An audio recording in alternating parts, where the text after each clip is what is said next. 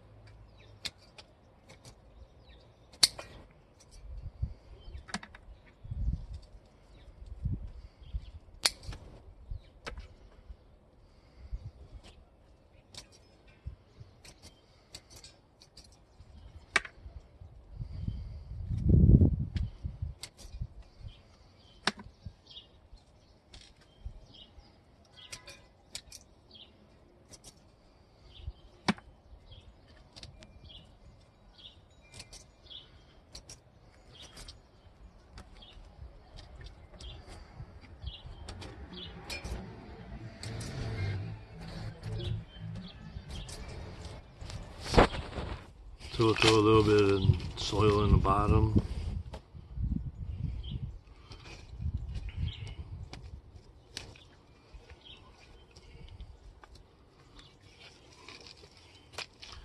See, the roots are starting to pop out. We're putting them in these 4-inch containers for now. Once they root into this, we'll pot them up into larger containers. It's just buying us some time.